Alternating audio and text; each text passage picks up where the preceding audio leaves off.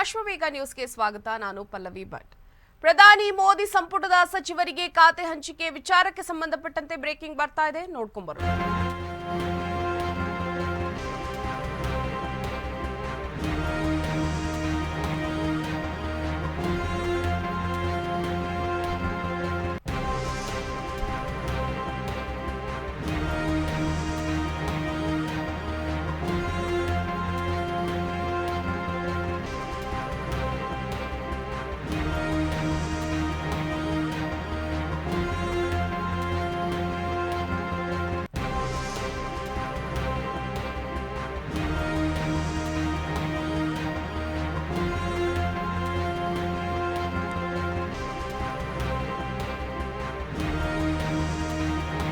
ಪ್ರಧಾನಿ ಮೋದಿ ಸಂಪುಟದ ಸಚಿವರಿಗೆ ಖಾತೆ ಹಂಚಿಕೆ ವಿಚಾರವಾಗಿ 71 ಮಂದಿ ನೂತನ ಸಚಿವರಿಗೆ ಖಾತೆಯನ್ನ ಹಂಚಿಕೆ ಮಾಡಲಾಗಿದೆ.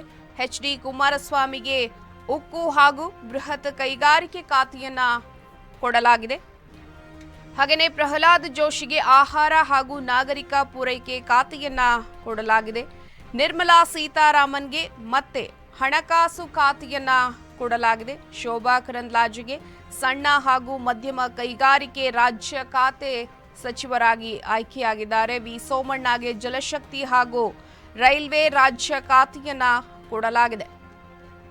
ಒಟ್ಟಾರೆ ನರೇಂದ್ರ ಮೋದಿ ಅವರು ಪ್ರಧಾನಿಯಾಗಿ ಪ್ರಮಾಣ ವಚನ ಸ್ವೀಕರಿಸಿದ ಬೆನ್ನಲ್ಲೇ ನೂತನ ಸಚಿವರಿಗೆ ಇದೀಗ ಖಾತೆಯನ್ನ ಹಂಚಿಕೆ ಮಾಡಲಾಗಿದೆ.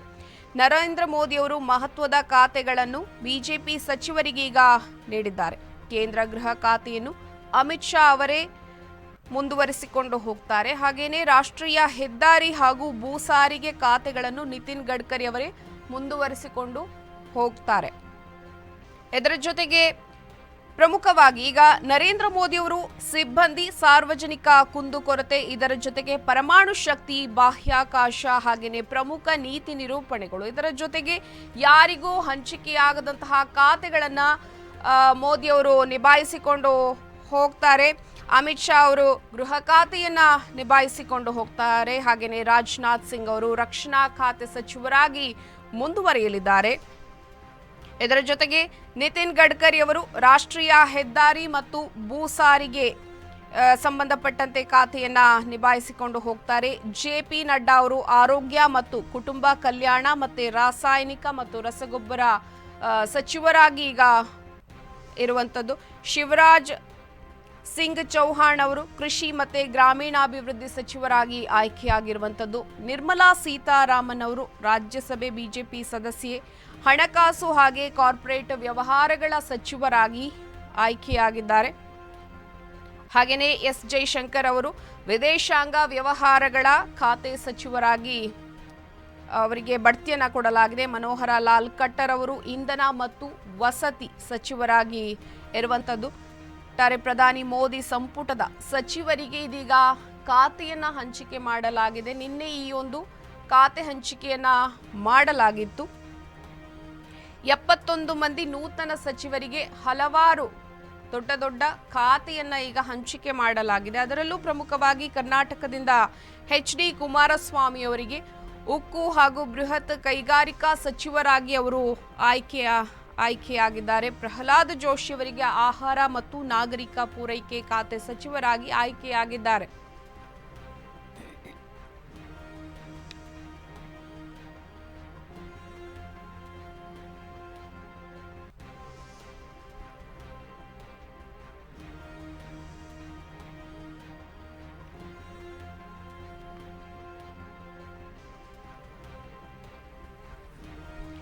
ಇದಕ್ಕೆ ಸಂಬಂಧಪಟ್ಟಂತೆ ಹೆಚ್ಚಿನ ಮಾಹಿತಿಯನ್ನು ಕೊಡೋದಕ್ಕೆ ಡೆಸ್ಕ್ ಲೈವ್ ನಿಂದ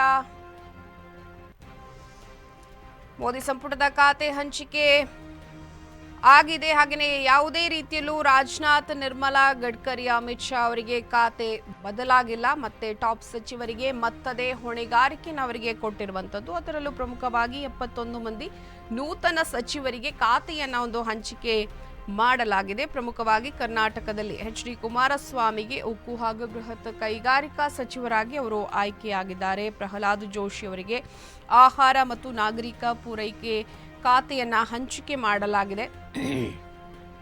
ಇದಕ್ಕೆ ಸಂಬಂಧಪಟ್ಟಂತೆ ಹೆಚ್ಚಿನ ಮಾಹಿತಿಯನ್ನು ಕೊಡೋದಕ್ಕೆ ಡೆಸ್ಕ್ ಲೈವ್ ನಿಂದ ನೇರ ಸಂಪರ್ಕದಲ್ಲಿದ್ದಾರೆ ವಿವೇಕ್. ವಿವೇಕ್, ಏನು ಮೋದಿ ಸಂಪುಟದ ಖಾತೆ ಹಂಚಿಕೆಯಾಗಿರುವಂತದ್ದು, ಅದರಲ್ಲೂ 71 ನೂತನ ಸಚಿವರಿಗೀಗ ಖಾತೆಯನ್ನ ಹಂಚಿಕೆ ಮಾಡಿರುವಂತದ್ದು, ಅದರಲ್ಲೂ ಪ್ರಮುಖವಾಗಿ ಈಗ HD ಕುಮಾರಸ್ವಾಮಿ, ಪ್ರಹ್ಲಾದ್ ಜೋಶಿಗೆ, ನಿರ್ಮಲಾ ಸೀತಾರಾಮನ್ಗೆ ಕೆಲವೊಂದು ಖಾತೆಯನ್ನ ಹಂಚಿಕೆ ಮಾಡಲಾಗಿದೆ. ಏನದೊಂದು ಅಪ್ಡೇಟ್ಸ್?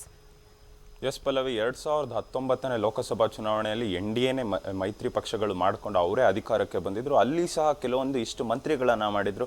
ಆ ಮಂತ್ರಿಗಳ ಸ್ಥಾನವನ್ನು ಯಾರು ಪಡೆದುಕೊಂಡು ಒಂದು ರೀತಿಯಾಗಿ ಸಕ್ಸಸ್ಫುಲ್ ಆಗಿ ಕೆಲಸ ಮಾಡಿದ್ರು ಮತ್ತು ಹೆಸರುವಾಸಿಯಾಗಿದ್ರು, ಆ ಮಂತ್ರಿಗಳಿಗೆ ಮತ್ತೆ ಅದೇ ಮಂತ್ರಿ ಪಟ್ಟ ಕೂಡ ಈ ಬಾರಿ ಕೂಡ ಕೊಟ್ಟಿದೆ NDA ಸರ್ಕಾರ. ಮತ್ತೆ ಈ ಬಾರಿ ಕೆಲವೊಂದಿಷ್ಟು ಮೈತ್ರಿ ಪಕ್ಷಗಳು ಅವ್ರ ಜೊತೆಗೆ ಆ್ಯಡ್ ಆಗಿರೋದ್ರಿಂದ ಈ ಬಾರಿ ಕೆಲವೊಂದಷ್ಟು ಮೈತ್ರಿ ಪಕ್ಷಗಳಿಗೆ ಬೇರೆ ಬೇರೆ ರೀತಿಯಾದ ಮಿನಿಸ್ಟ್ರಿಗಳು ಕೂಡ ಕೊಟ್ಟಿದ್ದಾರೆ. ನೋಡ್ತಾ ಹೋದರೆ ನಮ್ಮ ರಾಜ್ಯದಲ್ಲಿ ಕೂಡ ಪ್ರಮುಖವಾದ 5 ಮಿನಿಸ್ಟ್ರಿ ಕೂಡ ಸಿಕ್ಕಿದೆ. ನಿರ್ಮಲಾ ಸೀತಾರಾಮನ್ ಅವರಾಗಿರ್ಬೋದು, ಅವರಿಗೆ ಕಳೆದ ಬಾರಿ 2019ರಲ್ಲೂ ಕೂಡ ಅದೇ ಖಾತೆಯನ್ನು ಕೊಟ್ಟಿದ್ರು, ಹಣಕಾಸು ಇಲಾಖೆ. ಮತ್ತು ಈ ಬಾರಿ ಕೂಡ ಅವರು ಒಂದು ರೀತಿಯಾಗಿ ಒಳ್ಳೆಯದಾಗಿ ನಿರ್ವಹಿಸಿದ್ರಿಂದ ಮತ್ತೆ ಈ ಬಾರಿ ಕೂಡ ಅವರಿಗೆ ಹಣಕಾಸು ಸಚಿವೆನೇ ಮತ್ತೆ ಕೊಟ್ಟಿದ್ದಾರೆ. ಮತ್ತು ನಮ್ಮ ರಾಜ್ಯದಲ್ಲಿ ಪ್ರಹ್ಲಾದ್ ಜೋಶಿ ಅವರು ಹೋದ್ಸಲ ಕೂಡ ಕ್ಯಾಬಿನೆಟ್ ಮಿನಿಸ್ಟರ್ ಆಗಿದ್ರು, ಮತ್ತು ಈ ಬಾರಿ ಕೂಡ ಕ್ಯಾಬಿನೆಟ್ ಮಿನಿಸ್ಟರ್ ಆಗಿದ್ದಾರೆ. ಆ ರೀತಿಯಾಗಿ ನೋಡ್ತಾ ಹೋದರೆ ಹೊಸದಾಗಿ ಅಂದರೆ ಈ ಬಾರಿ HD ಕುಮಾರಸ್ವಾಮಿ ಅವರಿಗೆ ಕೂಡ ಮಿನಿಸ್ಟ್ರಿ ಕೊಟ್ಟಿದ್ದಾರೆ.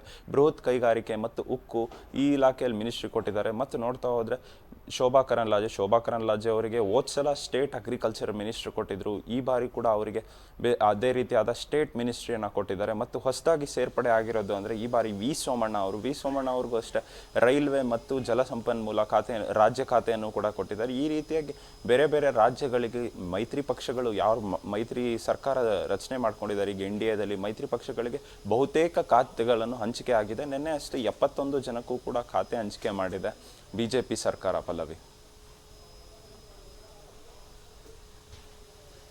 ಎಸ್, ಅದೇ ರೀತಿ ಈಗ ಏನು ಒಂದು HD ಕುಮಾರಸ್ವಾಮಿ ಅವರಿಗೆ ಒಂದು ಅಸಮಾಧಾನ ಇರುವಂತದ್ದು, ಯಾಕೆಂತಂದ್ರೆ ಅವರಿಗೆ ಕೊಟ್ಟಿರುವಂತದ್ದು ಉಕ್ಕು ಹಾಗೆ ಬೃಹತ್ ಕೈಗಾರಿಕಾ ಒಂದು ಇಲಾಖೆಯ ಸಚಿವರಾಗಿ ಅವರನ್ನ ಆಯ್ಕೆ ಮಾಡಿರುವಂತದ್ದು. ಹಾಗಾಗಿ ಎಲ್ಲೋ ಒಂದ್ ಕಡೆ ಅವರು ಅಸಮಾಧಾನವನ್ನ ಹೊರ ಹಾಕ್ತಾ ಇದ್ದಾರೆ ಅನ್ನುವಂತಹ ವಿಚಾರ ಹೊರ ಬರ್ತಾ ಇದೆ. ಇದಕ್ಕೆ ಸಂಬಂಧಪಟ್ಟಂತೆ ಏನಿದೆ ಒಂದು ಅಪ್ಡೇಟ್ಸ್? ಎಸ್ ಪಲ್ಲವಿ, ಮೊದಲಿನಿಂದನೂ ಅಷ್ಟೇ ಕುಮಾರಸ್ವಾಮಿ ಅವರು ಸಂಸತ್ ಸ್ಥಾನಕ್ಕೆ ಮಂಡ್ಯದಲ್ಲಿ ನಿಂತಾಗ್ಲಿಂದ ಕೂಡ ಅಷ್ಟೇ ಅವರಿಗೆ ಕೃಷಿ ಖಾತೆ ಬೇಕು ಅಂತಾನೆ ಒಂದು ರೀತಿಯಾಗಿ ಹೇಳ್ಕೊಂಡೇ ಬಂದಿದ್ರು.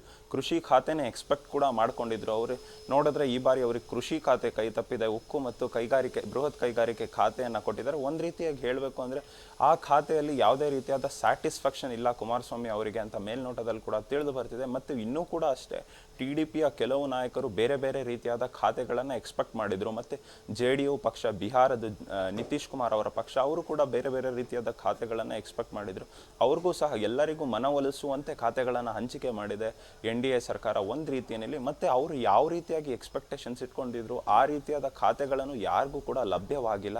ಮತ್ತು ಇನ್ನು ಪ್ರಮುಖವಾಗಿ ನೋಡ್ತಾ ಹೋದರೆ ಒಂದಿಷ್ಟು 6 ರಿಂದ 7 ಜನಕ್ಕೆ ಕಳೆದ ಬಾರಿ 2019ರ ಲೋಕಸಭಾದಲ್ಲಿ ಯಾವ ಚುನಾವಣೆಯಲ್ಲಿ ಗೆದ್ದಂಥ ಅಭ್ಯರ್ಥಿಗಳಿಗೆ ಯಾವ ರೀತಿ ಖಾತೆಗಳನ್ನು ಹಂಚಿಕೆ ಮಾಡಿದ್ರು, ಮತ್ತು ಅದೇ ರೀತಿ ಈ ಬಾರಿ ಕೂಡ ಪ್ರಮುಖವಾದಂಥವ್ರಿಗೆ ಅದೇ ಖಾತೆಗಳನ್ನು ಕೂಡ ಹಂಚಿಕೆ ಮಾಡಿರಬಹುದು.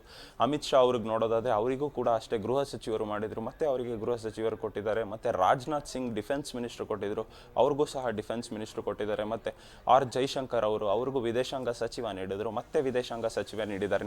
ನಿತಿನ್ ಗಡ್ಕರಿ ಆಗಿರ್ಬೋದು, ಅವ್ರಿಗೂ ರೋಡ್ ಟ್ರಾನ್ಸ್ಪೋರ್ಟ್ ಮತ್ತು ಹೈವೇ ಅಥಾರಿಟಿಯನ್ನು ಕೊಟ್ಟಿದ್ರು, ಅದು ಹಾಗೆ ರಿಟರ್ನ್ಸ್ ಮಾಡಿದ್ದಾರೆ. ಮತ್ತು ನಿರ್ಮಲಾ ಸೀತಾರಾಮನ್ ಹಾಗೂ ಈ ಥರ ಬಹುತೇಕರಿಗೆ ಮತ್ತೆ ಅದೇ ಖಾತೆಯನ್ನು ಕೂಡ ನೀಡಿದ್ದಾರೆ.